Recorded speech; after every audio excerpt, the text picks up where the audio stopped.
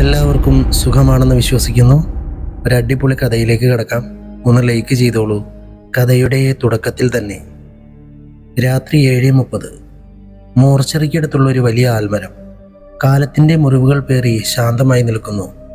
അതിൻ്റെ വേരുകൾ മണ്ണിനെ കീറിമുറിച്ച് താഴേക്ക് പടർന്നിരുന്നു. അതിൻ്റെ നീണ്ടു തുടങ്ങിക്കിടക്കുന്ന ശിഖരങ്ങൾ കാറ്റിലിരുട്ടിൽ ഒരു ഗൂഢമായ മൂടുപടം പോലെ തൂങ്ങിയാടുന്നു. അടുത്തുള്ള വഴിവിളക്കിൻ്റെ വെളിച്ചത്തെ ആ ശിഖരങ്ങൾ മറച്ചുവച്ചു. ആ സ്ഥലത്ത് ഒരു തരം തണുപ്പ്, നിശബ്ദത, ഒരു ഇളക്കം, അകലെ കേൾക്കുന്ന ഒരു പൂച്ചയുടെ കരച്ചിൽ എന്നിവയെല്ലാം ചേർന്ന് ഒരു അമാനുഷിക അന്തരീക്ഷം സൃഷ്ടിച്ചു. ആ സമയത്തൊരു ഡോക്ടർ വെള്ള കോട്ടുമിട്ട് ചിന്തയോടെ ആൽമരത്തെ കടന്നുപോയി. അദ്ദേഹത്തിൻ്റെ പാദങ്ങൾ ഉണങ്ങിയ ഇലകളിൽ ഒരു തരം ശബ്ദമുണ്ടാക്കി. കയ്യിലുള്ള താക്കോൽ മോർച്ചറിയുടെ പുറത്തുള്ള വാതിലിൽ തൂങ്ങിക്കിടക്കുന്ന വലിയ താഴിൻ്റെ ഉള്ളിൽ പ്രവേശിച്ചു. വാതിൽ തുറന്നു. ഉള്ളിൽ കടന്ന അദ്ദേഹം ഒരു നീണ്ട ഇടനാഴി കടന്ന് മറ്റൊരു വാതിൽ തുറന്ന് അകത്ത് കയറി. അവിടെ സ്ട്രെച്ചറുകളിൽ കിടന്നിരുന്ന മൃതദേഹങ്ങളിൽ അദ്ദേഹം തൻ്റെ നോട്ടമുറപ്പിച്ചു. അവിടെ ഒറ്റപ്പെട്ട ഒരു സ്ട്രെച്ചറിൽ ഒരു മൃതദേഹം കിടന്നിരുന്നു. അതൊരു വെളുത്ത തുണി കൊണ്ട് മൂടിയിരുന്നു. മൃതദേഹത്തിൻ്റെ അടുത്തേക്ക് ചെന്ന അദ്ദേഹം അടുത്തുള്ള മേശയിൽ നിന്നും കയ്യുറകളെടുത്ത് കയ്യിലിട്ടു. ആ സമയത്ത് അദ്ദേഹത്തിൻ്റെ പുറകിൽ ആരോ നിൽക്കുന്നതായി തോന്നി. വാതിൽക്കൽ നിന്നും ആരോ അയാളെ ശ്രദ്ധിച്ചു നോക്കുന്നത് പോലെ. പ്രതീക്ഷിക്കാതെ പെട്ടെന്ന് തണുപ്പ് കൂടി. ഉടനെ അയാൾ തിരിഞ്ഞു നോക്കി. പക്ഷെ അവിടെ ആരെയും കണ്ടില്ല. നിർമ്മൽ വരില്ലെന്ന് പറഞ്ഞു. സുധാകരൻ ലീവാണ്, എന്നെ തനിച്ചാക്കി, അദ്ദേഹം പിറുപിറുത്തു. അദ്ദേഹം മൃതദേഹത്തിൻ്റെ മുകളിലിട്ടിരുന്ന തുണി പതുക്കെ മാറ്റി. പെട്ടെന്നുള്ള ദുർഗന്ധം കാറ്റിൽ പരന്നു. ശരീരം കാണാൻ വികൃതമായിരുന്നു. ദിവസങ്ങളോളം വെള്ളത്തിൽ കിടന്നതിനാൽ മാംസം ദ്രവിച്ച് അവിടെ പല ഭാഗങ്ങളിലായി പച്ച നിറത്തിലുള്ള പൂപ്പൽ പിടിച്ചിരിക്കുന്നു. ആ സമയത്ത് വീണ്ടും ആരോ പുറകിൽ നിന്നും നോക്കുന്നത് പോലെ പെട്ടെന്ന് തിരിഞ്ഞു നോക്കി. വാതിൽക്കൽ ആരോ എത്തി നോക്കുന്നത് പോലെ ഒരു നിഴൽ രൂപം കണ്ടു. അതാരാണ്? സുധാകരൻ വന്നോ എന്ന് പതുക്കെ ചോദിച്ചുകൊണ്ട് അദ്ദേഹം വാതിൽക്കലേക്ക് നടന്നു. വാതിൽക്കലെത്തിയപ്പോൾ അവിടെ ആരുമില്ലായിരുന്നു. മങ്ങിയ വെളിച്ചത്തിൽ ഭിത്തിയുടെ നിഴലുകൾ മാത്രമേ ഉണ്ടായിരുന്നുള്ളൂ. കുറച്ചു നിമിഷം അദ്ദേഹം ഭിത്തിയിലേക്ക് തുറച്ചു നോക്കി. ഉള്ളിലൊരു ഭയമുണ്ടായി. ജോലി വേഗം തീർത്തു പോകണം എന്ന് മനസ്സിൽ പറഞ്ഞുകൊണ്ട് അദ്ദേഹം വീണ്ടും മൃതദേഹത്തിൻ്റെ അടുത്തേക്ക് തിരിഞ്ഞു. അതേസമയം ആരോ ഒരാൾ അദ്ദേഹത്തിൻ്റെ പിന്നിലൂടെ വരുന്നുണ്ടായിരുന്നു. അവൻ്റെ ഓരോ ചുവടും ഡോക്ടറും അവനും തമ്മിലുള്ള ദൂരം കുറച്ചുകൊണ്ടേയിരുന്നു. അടുത്ത 2 നിമിഷങ്ങൾക്കുള്ളിൽ ഡോക്ടർക്ക് ശ്വാസം പോലും എടുക്കാൻ കഴിയാത്ത വിധം ആ രൂപം ഡോക്ടറുടെ തോളിൽ തണുത്ത കൈകൾ വെച്ചു. അടുത്ത ദിവസം രാവിലെ 6:30 നിർമ്മൽ പതിവ് പോലെ മോർച്ചറിയിൽ വന്നു. തണുത്ത കാറ്റിൽ ഇപ്പോഴും ഈർപ്പം കലർന്നിരിക്കുന്നു. ആൽമരത്തിൽ തൂങ്ങിക്കിടക്കുന്ന ശിഖരങ്ങൾ പതുക്കെ ആടിയുലയുന്നുണ്ട്.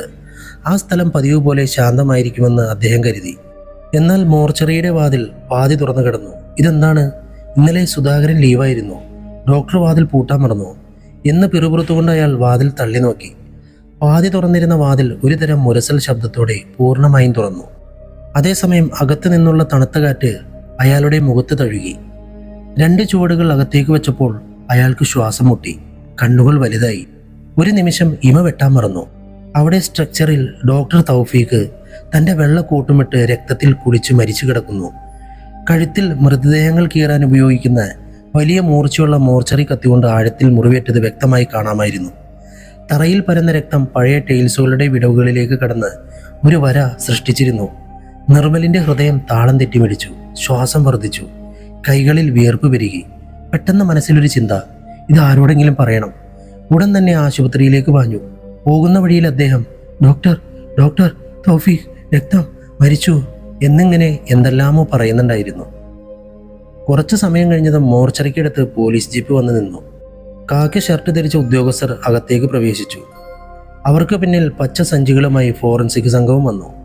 ക്യാമറയുടെ ഫ്ലാഷ് ലൈറ്റിൽ ഇരുട്ടായിരുന്ന ആ മോർച്ചറി മുറി ഓരോ നിമിഷവും പ്രകാശിച്ചു. രക്തത്തിൽ നനഞ്ഞു കിടക്കുകയായിരുന്നു ഡോക്ടർ. മാധ്യമങ്ങളെല്ലാം ഫോട്ടോ എടുത്തു. തറയിലെ രക്തം, ഭിത്തിയിലെ രക്തം, കത്തിക്കടുത്തുള്ള മൃതദേഹം എന്നിവയെല്ലാം ഓരോ ഫോട്ടോയിലും നിഗൂഢതയുടെ അടയാളമായി പതിഞ്ഞു.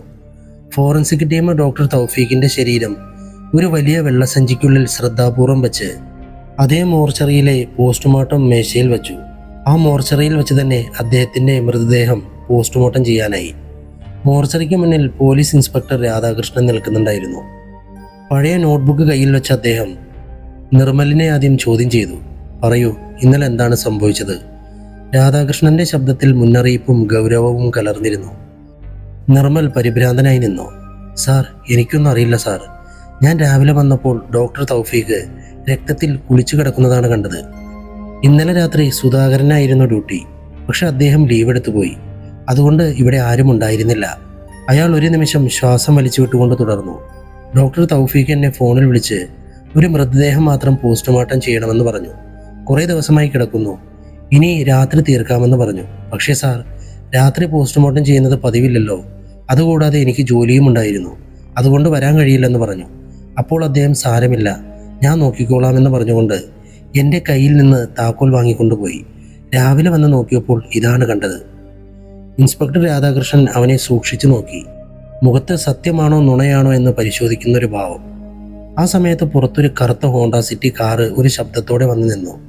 വാതിലുകൾ തുറക്കപ്പെട്ടു. രണ്ടുപേർ പുറത്തിറങ്ങി. ഞാൻ ഡിറ്റക്റ്റീവ് രാജൻ. ആദ്യത്തെയാൾ ഉറച്ച ശബ്ദത്തിൽ തന്നെ പരിചയപ്പെടുത്തി. രാധാകൃഷ്ണൻ ചിരിച്ചുകൊണ്ട് കൈനീട്ടി. ഹലോ മിസ്റ്റർ രാജൻ, നിങ്ങളെക്കുറിച്ച് ഒരുപാട് കേട്ടിട്ടുണ്ട്. ഇപ്പോഴാണ് നേരിട്ട് കാണാൻ കഴിഞ്ഞത്. നിങ്ങളോടാരാണ് ഇവിടുത്തെ കാര്യങ്ങൾ പറഞ്ഞത്? അതിന് മറുപടി അദ്ദേഹത്തിൻ്റെ പിന്നിൽ നിന്നും വന്നു. ഞാനാണ് വിവരം കൊടുത്തത്. എല്ലാവരും തിരിഞ്ഞു നോക്കി. വാതിൽക്കൽ ഉയരമുള്ളതും കരുത്തരമായ ഒരാൾ നിൽക്കുന്നുണ്ടായിരുന്നു. Doctor Lawrence. അതെ ഇൻസ്പെക്ടറെ, ഞാൻ തന്നെയാണ് വരാൻ പറഞ്ഞത്. ഈ വിവരം അറിഞ്ഞ ഉടൻ ഞാൻ രാജനെ ബന്ധപ്പെട്ടു. അദ്ദേഹം എൻ്റെ അടുത്ത സുഹൃത്താണ്. നിങ്ങളൊരു ഭാഗത്തുകൂടി അന്വേഷണം നടത്തുക. ഇദ്ദേഹം ഇദ്ദേഹത്തിൻ്റെതായ രീതിയിൽ അന്വേഷണം നടത്തട്ടെ. അതിനുള്ള അനുമതി ഞാൻ വാങ്ങിയിട്ടുണ്ട്. രാധാകൃഷ്ണന്റെ കണ്ണുകൾ ചെറുതായി ചുരുങ്ങി. നിങ്ങളാരാണ്? ഞാൻ ഡോക്ടർ ലോറൻസ്, ഈ ആശുപത്രിയുടെ ഡയറക്ടറാണ്. ഞങ്ങളുടെ ആശുപത്രിയിൽ ഒരു കൊലപാതകം നടന്നിരിക്കുന്നു. അതിൻ്റെ ഉത്തരവാദിത്തം എനിക്കാണല്ലോ. എത്രയും വേഗം ഡോക്ടർ തൗഫീഖിനെ കൊലപ്പെടുത്തിയത് ആരാണെന്ന് കണ്ടെത്തണം. കുറച്ചു നേരം മിണ്ടാതിരുന്ന ഇൻസ്പെക്ടർ രാധാകൃഷ്ണൻ. ശരി, നിങ്ങളും അന്വേഷണം നടത്തിക്കോ. അത് ഞങ്ങൾക്ക് സഹായകമാണല്ലോ. രാജനും അദ്ദേഹത്തിൻ്റെ സഹായി ശ്രീധറും അകത്തേക്ക് പ്രവേശിച്ചു. മോർച്ചറിയുടെ തണുത്ത കാറ്റ് അവരുടെ കവിളിൽ ചെറിയ തുള്ളികൾ പോലെ പതിഞ്ഞു. പോസ്റ്റ്മോർട്ടം മേശയിൽ ഡോക്ടർ തൗഫീഖിൻ്റെ ജീവനില്ലാത്ത ശരീരം ഇപ്പോൾ ഒരു കൊലപാതക കേസിലെ സാക്ഷിയായി മാത്രമുണ്ടായിരുന്നു. രാഘവൻ ഒരു നിമിഷം ആ ശരീരത്തെ നോക്കി മനസ്സിൽ എന്തൊക്കെയോ കണക്കുകൂട്ടി. അടുത്തായി നിന്നിരുന്ന നിർമ്മലിന് നേരെ തിരിഞ്ഞു. ശരി, പറ, ഇന്നലെ രാത്രി എന്താണ് സംഭവിച്ചത്? നിർമ്മൽ ഇൻസ്പെക്ടർ രാധാകൃഷ്ണനോട് പറഞ്ഞ അതേ വാക്കുകൾ വീണ്ടും പറഞ്ഞു. എന്നാൽ രാജന്റെ മൂർച്ചയുള്ള കണ്ണുകൾ അവന്റെ ചുണ്ടുകൾ പറയുന്നത് വായിക്കാൻ ശ്രമിക്കുകയാണ്. മോർച്ചറിയുടെ തണുത്ത മുറിയിൽ നടന്നുകൊണ്ടിരുന്ന ചോദ്യം ചെയ്യലിന്റെ ഇടയിൽ പുറത്തു നിന്നും ഒരു പതിഞ്ഞ കാൽപെരുമാറ്റം കേട്ടു. വാതിൽക്കലായി ഒരു പ്രായമായ മനുഷ്യൻ നിൽക്കുന്നുണ്ടായിരുന്നു. ചാര നിറമുള്ള ഷർട്ട്. മുഖത്ത് നല്ല ക്ഷീണമുണ്ട്. സാർ, ഇതാണ് വാച്ച്മാൻ സുധാകരൻ. നിർമ്മൽ അയാളെ പരിചയപ്പെടുത്തി. രാജൻ സുധാകരനെ തല മുതൽ പാദം വരെ സൂക്ഷിച്ചു നോക്കി. ഇന്നലെ എന്തിനാണ് ലീവ് എടുത്തത്? സുധാകരൻ ആഴത്തിലൊന്ന് ശ്വാസം വലിച്ചു വിട്ടു. എനിക്ക് വയ്യായിരുന്നു. രാത്രി ആശുപത്രിയിൽ പോയിരുന്നു സാർ. അതുകൊണ്ടാണ് ലീവ് എടുത്തത്. അദ്ദേഹത്തിൻ്റെ ശബ്ദത്തിൽ ക്ഷീണവും ദുഃഖവും കലർന്നിരുന്നു. രാജൻ ഉടൻ തന്നെ അടുത്ത ചോദ്യം ചോദിച്ചു. രാത്രിയിൽ ഡോക്ടർ തൗഫീഖ് ഇതുപോലെ ഡെഡ് ബോഡികൾ പോസ്റ്റ്മോർട്ടം ചെയ്യാൻ വരുമായിരുന്നോ? അതിനെക്കുറിച്ച് നിങ്ങൾക്ക് എന്തെങ്കിലും അറിയാമോ? സുധാകരൻ തലയാട്ടി. ഇല്ല സാർ, രാത്രി മോർച്ചറി തുറക്കാൻ അനുവാദമില്ല. ഡോക്ടർ തൗഫീഖ് ഇങ്ങനെ വരുന്നത് ഇത് ആദ്യമായാണ്. അദ്ദേഹം വരുന്ന കാര്യം എനിക്കറിയില്ലായിരുന്നു സാർ. താക്കോൽ ഞാൻ നിർമ്മലിൻ്റെ കയ്യിലായിരുന്നു കൊടുത്തത്. രാജൻ അല്പം ആലോചിച്ച ശേഷം അടുത്തായി നിന്ന ശ്രീധരനോട് ഇദ്ദേഹത്തിൻ്റെയും നിർമ്മലിൻ്റെയും നമ്പർ വാങ്ങി വയ്ക്കാൻ പറഞ്ഞു. ശ്രീധരൻ ഉടൻ തന്നെ തൻ്റെ മൊബൈലിൽ അവരുടെ നമ്പർ സേവ് ചെയ്തു. ചോദ്യം ചെയ്യൽ കഴിഞ്ഞ് രാജനും ശ്രീധരനും മോർച്ചറിയുടെ പുറത്തേക്ക് വന്നു. കാറ്റിൽ ഉണങ്ങിപ്പോയ രക്തത്തിൻ്റെ ദുർഗന്ധം, അടുത്തുള്ള ആൽമരത്തിൻ്റെ ശിഖരങ്ങളുടെ പതിഞ്ഞ ഇളക്കം എന്നിവയെല്ലാം അവർ നിന്നിരുന്ന അന്തരീക്ഷത്തെ ഭയപ്പെടുത്തുന്ന ഒന്നാക്കി മാറ്റിയിരുന്നു. രാജൻ ആ ആൽമരത്തെ കുറെ നേരം നോക്കി. ശ്രീധർ, ഈ മരത്തിനൊരു രഹസ്യം ഉള്ളതുപോലെ തോന്നുന്നു. ആ സമയത്ത് അദ്ദേഹത്തിൻ്റെ നോട്ടം മോർച്ചറിക്ക് നേരെ എതിർവശത്തുള്ള ഒരു പഴയ കെട്ടിടത്തിൽ പതിഞ്ഞു. കെട്ടിടത്തിൻ്റെ എല്ലാ ജനാലകളും അടച്ചിരുന്നു. ഒരൊറ്റ ജനൽ മാത്രം തുറന്നിരിക്കുന്നു. ശ്രീധർ, അത് ഏതാണ് ആ കെട്ടിടം? ശ്രീധർ ഉടൻ, സാർ ഒരു നിമിഷം നിൽക്കൂ, ഞാനൊന്ന് അന്വേഷിച്ചിട്ട് വരാം എന്ന് പറഞ്ഞുകൊണ്ട് വേഗത്തിൽ പോയി. 5 മിനിറ്റ് കഴിഞ്ഞ് തിരിച്ചു വന്നു. സാർ, അത് മെഡിക്കൽ കോളേജ് പെൺകുട്ടികളുടെ ഹോസ്റ്റലാണ് സാർ. ശരി ശ്രീധർ, ആ കെട്ടിടത്തിൻ്റെ എല്ലാ ജനലുകളും അടച്ചിരിക്കുമ്പോൾ ഒരൊറ്റ ജനൽ മാത്രം തുറന്നിരിക്കുന്നത് എന്തുകൊണ്ടാണെന്ന് നോക്കൂ എന്ന് പറഞ്ഞ രാജൻ്റെ മുഖത്ത് ഒരു ചെറിയ ചിരിയുണ്ടായിരുന്നു. സാർ, ആ ജനൽ തുറന്നു വെച്ചാൽ എന്താണ് എന്ന് ശ്രീധർ ചോദിച്ചു. മോർച്ചറിക്ക് നേരെയാണ് ആ കെട്ടിടം. അതുകൊണ്ട് സാധാരണയായി ആരും ജനൽ തുറക്കാറില്ല. ആ ജനൽ മാത്രം തുറന്നിരിക്കുകയാണെങ്കിൽ ഒന്നുകിൽ ആ റൂമിൽ ആളുകൾ ഉണ്ടാകില്ല, അല്ലെങ്കിൽ ആ റൂമിൽ എന്തെങ്കിലും ഉണ്ടായിരിക്കും. ആ റൂമിൽ ആളുണ്ടോ ഇല്ലയോ എന്ന് അന്വേഷിക്കൂ എന്ന് രാജൻ പറഞ്ഞു. ശ്രീധരൻ തലയാട്ടി. ആ സമയത്ത് അദ്ദേഹത്തിന്റെ പിന്നിൽ നിന്നും ഒരു ശബ്ദം. രാജൻ തിരിഞ്ഞു നോക്കി. ആശുപത്രിയിലെ ഡയറക്ടർ ഡോക്ടർ ലോറൻസ് മുഖത്ത് ദുഃഖത്തോടെ നിൽക്കുന്നുണ്ടായിരുന്നു. നിന്നെ വിശ്വസിച്ചാണ് ഈ ചുമതല ഞാൻ തന്നത്. പോലീസിനെ വിശ്വാസമില്ലാഞ്ഞിട്ടല്ല, പക്ഷേ നീ വേഗം കണ്ടുപിടിക്കുമെന്ന് എനിക്കറിയാം. ഈ കൊലപാതകം ചെയ്തത് ആരാണെന്ന് വേഗം കണ്ടെത്തൂ, അല്ലെങ്കിൽ എൻ്റെ തലയാണ് ഉരുളാൻ പോകുന്നത്, അദ്ദേഹം പറഞ്ഞു. രാഘവൻ ഒരു നിമിഷം അദ്ദേഹത്തിന്റെ കണ്ണുകളിലേക്ക് നോക്കി. തീർച്ചയായും ഞാൻ കണ്ടെത്തും, നിങ്ങൾ സമാധാനപ്പെടൂ എന്ന് ഉറച്ച ശബ്ദത്തിൽ പറഞ്ഞു. അപ്പോഴേക്കും ഇൻസ്പെക്ടർ രാധാകൃഷ്ണൻ വന്ന്, രാജൻ, പോസ്റ്റ്മോർട്ടം കഴിഞ്ഞു, റിപ്പോർട്ട് ഞാൻ നിങ്ങൾക്ക് അയച്ചു തരാം. രാജൻ തലയാട്ടി. ശരി സാർ, തയ്യാറാകുമ്പോൾ ഉടൻ വിളിക്കൂ, ഞാൻ തന്നെ വന്ന് വാങ്ങിക്കോളാം. ഇൻസ്പെക്ടർ രാധാകൃഷ്ണൻ രാജന്റെ മൊബൈൽ നമ്പർ ഫോണിൽ രേഖപ്പെടുത്തി. അവരെല്ലാം അവിടം വിട്ടുപോയ ശേഷം രാജന്റെ നോട്ടം വീണ്ടും ആ തുറന്നിരുന്ന ജനാലയിൽ പതിഞ്ഞു. അവിടെ ആരോ തന്നെ നോക്കുന്നത് പോലെ അദ്ദേഹത്തിന് തോന്നി. സർക്കാർ ആശുപത്രിയുടെ പഴയ കെട്ടിടത്തിന്റെ 3ാം നിലയിലുള്ള തന്റെ ചെറിയ മുറിയിൽ സ്റ്റാഫ് നഴ്സ് ഷീല അസ്വസ്ഥയായ മനസ്സോടെ അങ്ങും ഇങ്ങും നടക്കുന്നുണ്ടായിരുന്നു. മുറിയിൽ മങ്ങിയ വെളിച്ചമുണ്ടായിരുന്നു. ഒരു പഴയ ഫാൻ കറങ്ങുന്നുമുണ്ട്. ഡോക്ടർ തൗഫീഖ് എങ്ങനെയാണ് മരിച്ചത്? അതും പെട്ടെന്ന് മരിച്ചുപോയല്ലോ. ഇത് സാധാരണ മരണമല്ല. തീർച്ചയായും എന്തോ ഒരു പ്രശ്നമുണ്ട്. പക്ഷേ എൻ്റെ പേര് ഇതിൽ ഉൾപ്പെടുമോ? ഞാൻ ഡോക്ടറുമായി വളരെ അടുത്ത ബന്ധമുള്ള ആളായിരുന്നല്ലോ. മറ്റാർക്കെങ്കിലും എന്തെങ്കിലും അറിയാമായിരിക്കുമോ എന്ന ചിന്ത അവളുടെ മനസ്സിനെ ഞെരുക്കി. അവൾ കൈകൾ ഞെരുക്കി പിടിച്ച് മനസ്സിൽ 1000 ചോദ്യങ്ങളുമായി മുറിയുടെ ഒരു കോണിൽ നിന്നും മറ്റേ കോണിലേക്ക് പതുക്കെ നടന്നു. അതേസമയം പഴയ മരവാതിൽ ഒരു തരം ശബ്ദത്തോടെ പതുക്കെ തുറന്നു. വാതിൽക്കൽ ചാരനിറമുള്ള യൂണിഫോമിൽ തൂപ്പുകാരി കമല നിൽക്കുന്നുണ്ടായിരുന്നു. അവളുടെ മുഖത്ത് ഒരു ഭയം കലർന്നിരുന്നു. മേഡം അറിഞ്ഞോ എന്ന് കമല ശബ്ദം താഴ്ത്തി ചോദിച്ചു. എന്താ കമല? ഡോക്ടർ തൗഫീഖിനെ ആരോ കൊലപ്പെടുത്തിയത്രേ. എല്ലാവരും അതേ കാര്യമാണ് സംസാരിച്ചു കൊണ്ടിരിക്കുന്നത്. ഷീലയുടെ മുഖം മരവിച്ചു. അവൾ വായി തുറന്ന് എന്തോ പറയാൻ വേണ്ടി ഒരു നിമിഷം നിന്നു. നിങ്ങളായിരുന്നല്ലോ ഡോക്ടറുമായി വളരെ അടുപ്പം. ഈ കാര്യം നിങ്ങൾ അറിഞ്ഞില്ലേ? കമല എന്തോ ആശ്വാസത്തോടെ ഒന്ന് ശ്വാസം വലിച്ചു വിട്ടു. അറിയാതിരിക്കുമോ കമല? മനസ്സിന് വളരെ പ്രയാസമുണ്ട്. അവളുടെ കണ്ണുകളിൽ ഒരു ചെറിയ ദുഃഖവും പറയാൻ കഴിയാത്തൊരു ഭയവും പ്രതിഫലിച്ചു. ആ ഭയത്തിൽ മറച്ചുവെച്ച പല രഹസ്യങ്ങളുമുണ്ടെന്ന് വ്യക്തമായിരുന്നു. ശ്രീധരനും രാജനും ആശുപത്രിയിലേക്ക് പ്രവേശിച്ചു. ഡോക്ടർ തൗഫീഖിന്റെ മരണം അവിടെയുള്ള എല്ലാവർക്കും ഒരു ഞെട്ടലായിരുന്നു. രാജനും ശ്രീധരനും കണ്ടുമുട്ടിയ എല്ലാവരും ഒരേ മറുപടിയാണ് നൽകിയത്. അദ്ദേഹം വളരെ നല്ലവനായിരുന്നു. എല്ലാവരോടും വളരെ സ്നേഹത്തോടെയാണ് പെരുമാറിയത്. വെറുതെ ആരെയും ബുദ്ധിമുട്ടിക്കില്ലായിരുന്നു. അങ്ങനെ ചോദ്യം ചെയ്തുകൊണ്ടിരിക്കുമ്പോൾ ഒരു നഴ്സ് പറഞ്ഞു, ഡോക്ടർ തൗഫീഖ് ആലുവയിൽ ഭാര്യയോടൊപ്പമാണ് താമസിക്കുന്നത്. അവർക്ക് കുട്ടികളില്ല. അതേസമയം ആശുപത്രി ജീവനക്കാർക്കിടയിൽ ഒരു നേർത്ത പിറുപിറുക്കൽ നടക്കുന്നുണ്ടായിരുന്നു. സിസ്റ്റർ ഷീലയായിരുന്നു ഡോക്ടറുമായി വളരെ അടുപ്പം. ഷീലയുടെ മുറി എവിടെയാണെന്ന് ചോദിച്ച് ശേഷം അവരങ്ങോട്ട് പോയി. വാതിൽ പാതി തുറന്നിരുന്നു. അകത്ത് കുറച്ച് പേപ്പറുകൾ ചിതറി കിടക്കുന്നുണ്ടായിരുന്നു. മേശപ്പുറത്തുണ്ടായിരുന്ന കാപ്പി കുടിക്കാതെ തണുത്തുപോയിരുന്നു. അകത്തേക്ക് വരാമോ എന്ന് രാജൻ ചോദിച്ചു. അകത്തു നിന്നും തലയുയർത്തി നോക്കിയ ഷീല ഇരുവരെയും അകത്തേക്ക് വരാൻ പറഞ്ഞു. ഞാൻ ഡോക്ടർ തൗഫീഖിന്റെ കേസ് അന്വേഷിക്കുന്നയാളാണ്. എൻ്റെ പേര് രാജൻ, ഇത് ശ്രീധർ. രാജൻ നേരിട്ട് ചോദ്യത്തിലേക്ക് കടന്നു. ഡോക്ടർ തൗഫീഖ് ക്രൂരമായ രീതിയിൽ കൊല ചെയ്യപ്പെട്ടിരിക്കുന്നു. നിങ്ങൾക്കത് അറിയാമെന്ന് കരുതുന്നു. ആശുപത്രിയിൽ എല്ലാവരും പറയുന്നത് നിങ്ങളാണ് അദ്ദേഹവുമായി വളരെ അടുപ്പമുള്ള ആളെന്നാണ്. ഇന്നലെ രാത്രി അദ്ദേഹം മോർച്ചറിയിലേക്ക് പോകുന്നതിന് മുമ്പ് നിങ്ങളോടെന്തെങ്കിലും സംസാരിച്ചിരുന്നോ? ഷീല അല്പം മടിച്ചു. മുഖത്ത് പരിഭ്രമം വ്യക്തമായിരുന്നു. ഇന്നലെ രാത്രി മോർച്ചറിയിലേക്ക് പോകുന്നതിന് മുമ്പ് എന്നോട് ഫോണിൽ സംസാരിച്ചിരുന്നു. ഒരു പ്രധാനപ്പെട്ട കേസാണ്, അത് തീർക്കണമെന്ന് പറഞ്ഞു. പക്ഷെ ഈ സമയത്ത് പോകുന്നത് ശരിയാണോ എന്ന് എനിക്കറിയില്ലെന്ന് ഞാൻ പറഞ്ഞു. പക്ഷെ അദ്ദേഹം മോർച്ചറിയിലേക്ക് പോയ കാര്യം എനിക്കറിയില്ല. അവൾ സംസാരിക്കുമ്പോൾ നെറ്റിയിൽ വിയർപ്പുതുള്ളികൾ ഒഴുകി. നിങ്ങളെന്തിനാണ് സംസാരിക്കുമ്പോൾ ഇങ്ങനെ ഭയക്കുന്നത് എന്ന് രാജൻ പതുക്കെ ചോദിച്ചു.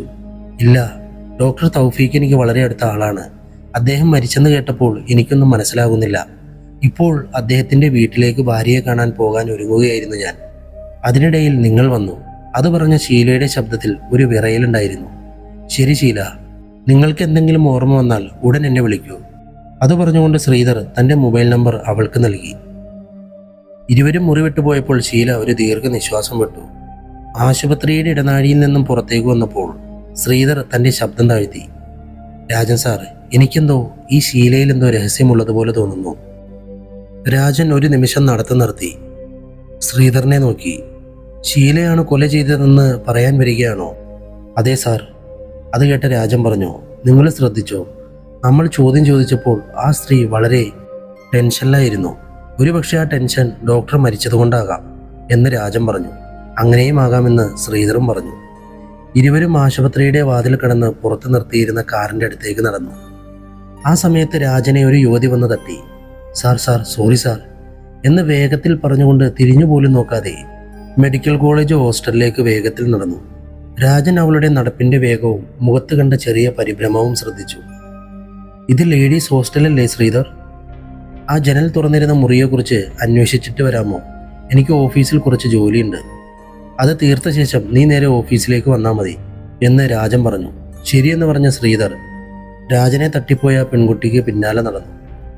ഹോസ്റ്റൽ പരിസരത്തെത്തി പതുക്കെ നടന്ന് അവിടെയുള്ള ഹോസ്റ്റൽ വാർഡനോട് ചോദിച്ച് അരമണിക്കൂർ നേരത്തെ അന്വേഷണത്തിന് ശേഷം തുറന്നിരുന്ന ആ ജനാലയുള്ള മുറി കണ്ടെത്തി. മുറിയുടെ വാതിൽക്കൽ നിന്നും ശ്രീധർ വാതിൽ മുട്ടി.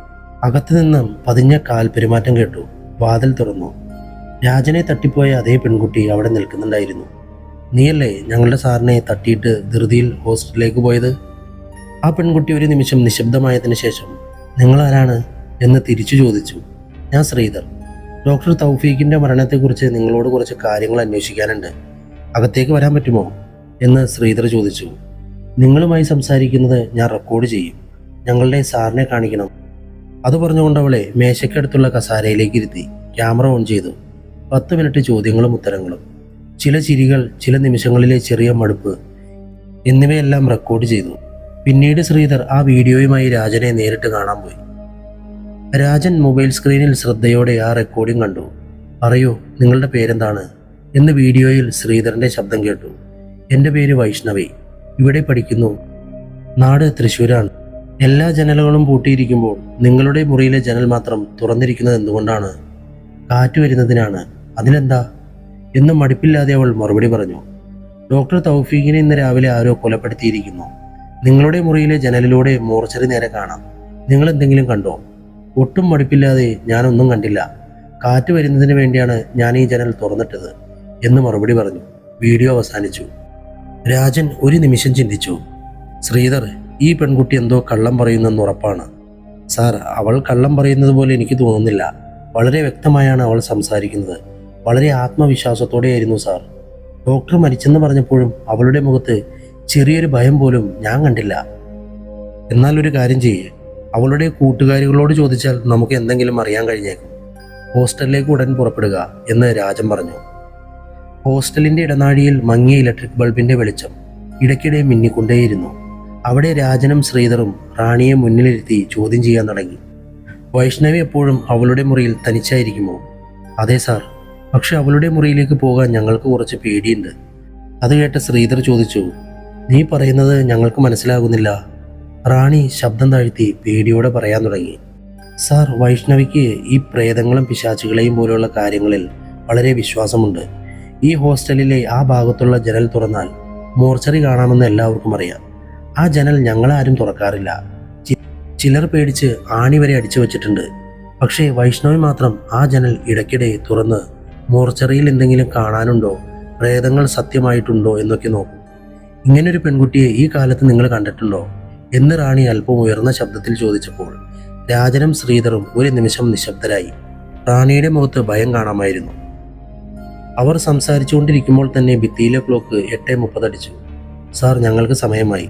ഇത് ഡിന്നർ സമയമാണ്. ഞാൻ പോയിക്കോട്ടെ എന്ന് റാണി ചോദിച്ചു. ശരി, പോയിക്കോളൂ എന്ന് ശ്രീധരൻ തലയാട്ടി. റാണി താഴത്തെ നിലയിലെ ഭക്ഷണശാലയിലേക്ക് പോയി. അതേസമയം രാജനും ശ്രീധറും അകലെ നിന്നും വൈഷ്ണവിയുടെ മുറി ശ്രദ്ധിച്ചു. വൈഷ്ണവി തന്റെ മുറി പുറത്തു നിന്നും പൂട്ടിയിട്ട് രാത്രി ഭക്ഷണം കഴിക്കാൻ പോയി. ഇപ്പോൾ നല്ലൊരു അവസരമാണ്, നമുക്കകത്തു പോയി നോക്കാം എന്ന് രാജൻ പറഞ്ഞു. അവർ പൂട്ട് തുറന്ന് പതുക്കെ അകത്ത് പ്രവേശിച്ചു. ശ്രീധർ തന്റെ മൊബൈൽ ടോർച്ച് ഓണാക്കി ഓരോ സ്ഥലവും നോക്കി. കിടക്കയുടെ അടുത്തും അലമാരയുടെ അടുത്തും എല്ലാ സ്ഥലത്തും അവർ നോക്കി. ഭിത്തിയുടെ കോണിൽ അവന്റെ കണ്ണ് ഒരു കാര്യം കണ്ടു. സാർ, ഇത് നോക്കൂ എന്ന് ശ്രീധർ വിളിച്ചു. തറയിൽ കറുത്ത നിറത്തിൽ ഒരു വൃത്തം വരച്ചിരിക്കുന്നു. അതിന്റെ മധ്യത്തിൽ ഒരു 5 കോണുള്ള നക്ഷത്രം തിളങ്ങി നിന്നു. അതിലെ ചില കോണുകളിൽ മെഴുകുതിരി ഉരുകിയതിന്റെ അടയാളമുണ്ടായിരുന്നു. മെഴുകിൻ്റെ ഗന്ധവും കാറ്റിൽ കലർന്നിരുന്നു. ഇത് പിശാചിൻ്റെ അടയാളമാണോ എന്ന് രാജൻ സ്വയം ചോദിച്ചു. ശ്രീധർ രാജനെ നോക്കി പതുക്കെ പറഞ്ഞു, സാർ, ഈ വൈഷ്ണവി ഒരു സാധാരണ വ്യക്തിയായിരിക്കാൻ വഴിയില്ല. ഇവളുടെ മുറിയൊക്കെ ഒന്ന് നോക്ക്, മന്ത്രവാദികളെ പോലെ തോന്നുന്നുണ്ട്. ഇതെല്ലാം കണ്ടിട്ട് പേടിയാകുന്നു സാർ. അതേസമയം ഇടനാഴിയിൽ പതുക്കെ പടികളിൽ ആരോ വരുന്ന ശബ്ദം കേട്ടു. വൈഷ്ണവി രാത്രി ഭക്ഷണം കഴിഞ്ഞ് പതുക്കെ തൻ്റെ മുറിയിലേക്ക് പ്രവേശിച്ചു. അവളുടെ മുറിയിൽ ആരോ വന്നതുപോലെ അവൾക്ക് തോന്നി. അവൾ പതുക്കെ കണ്ണുകൾ കൊണ്ട് ചുറ്റും നോക്കി.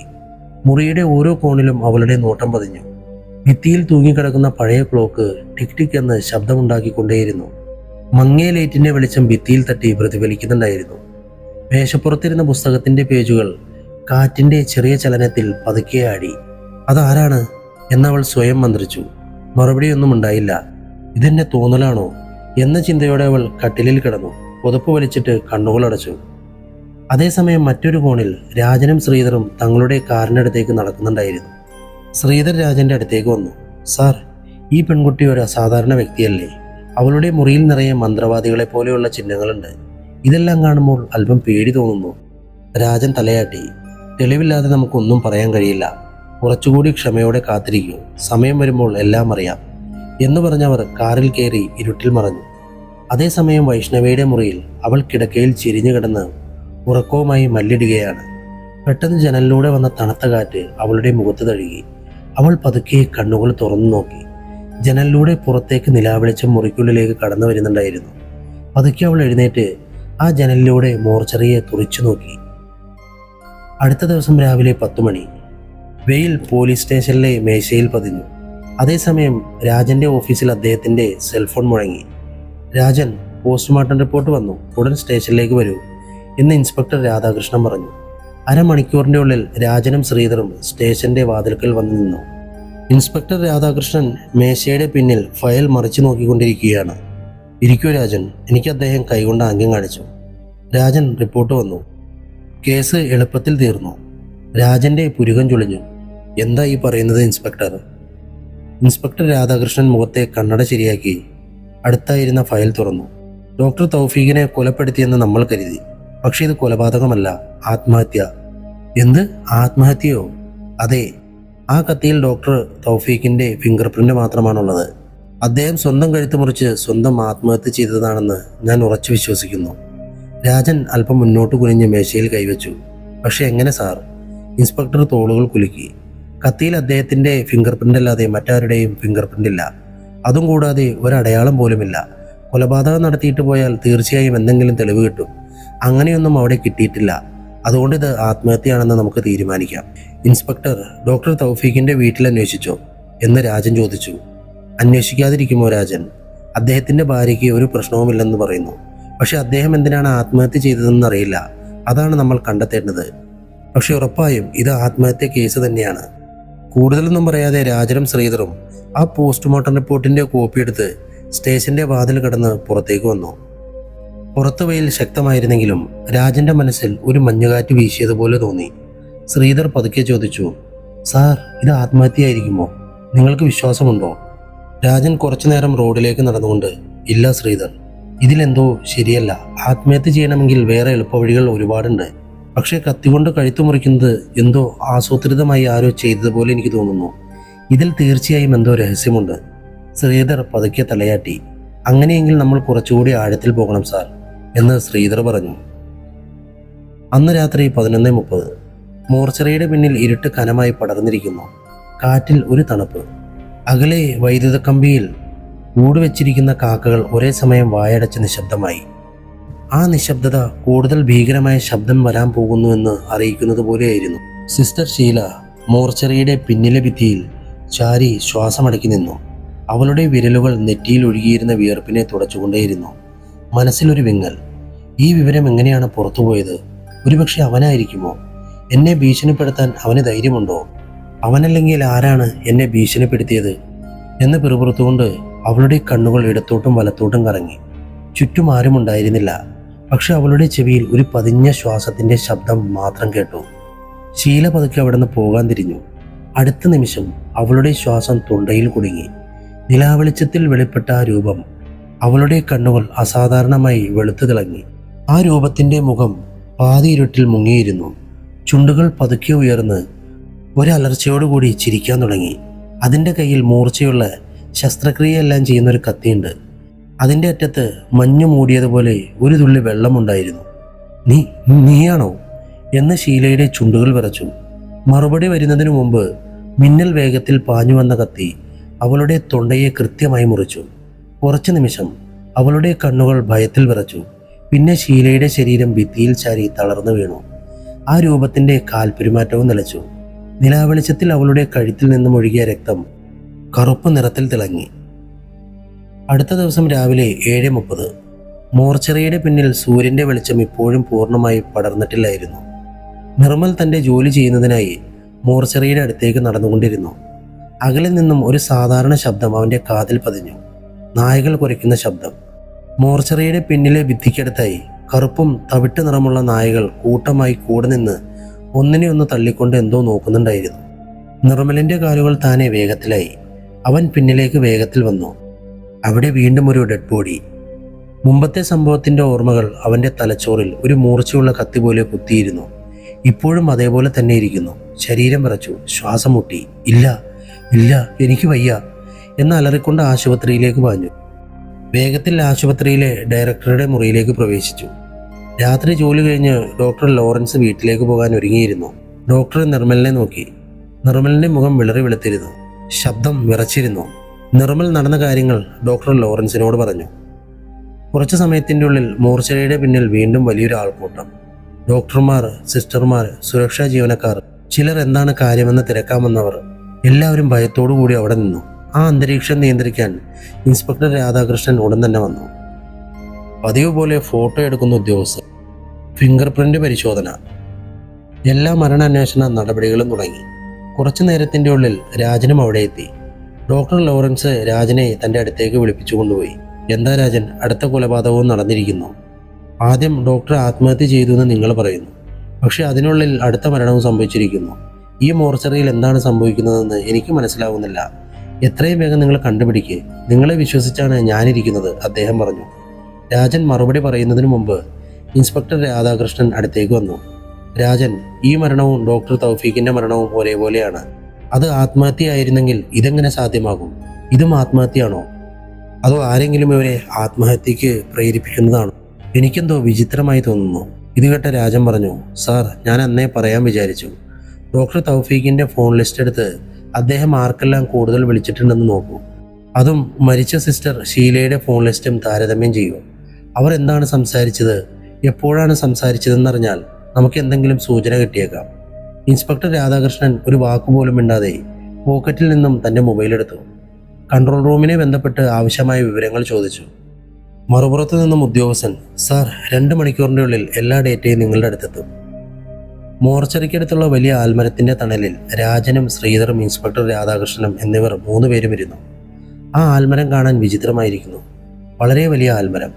ശ്രീധർ തൻ്റെ കയ്യിലെ വാച്ച് നോക്കിക്കൊണ്ട്, സാർ, 2 മണിക്കൂർ സമയമുണ്ട്. ഈ ലിസ്റ്റ് എല്ലാത്തിനെയും വെളിച്ചത്ത് കൊണ്ടുവരുമെന്നാണ് ഞാൻ കരുതുന്നത്. രാജൻ ചിരിച്ചെങ്കിലും അദ്ദേഹത്തിൻ്റെ ചിരിയിൽ എന്തോ ഒരു ഭയമുണ്ടായിരുന്നു. അവരുടെ കാത്തിരിപ്പ് നീണ്ടു. ഓരോ നിമിഷവും ഭാരമുള്ളതായി തോന്നി. അപ്പോഴാണ് ഇൻസ്പെക്ടർ രാധാകൃഷ്ണൻ്റെ മൊബൈൽ ഫോൺ ബെല്ലടിച്ചത്.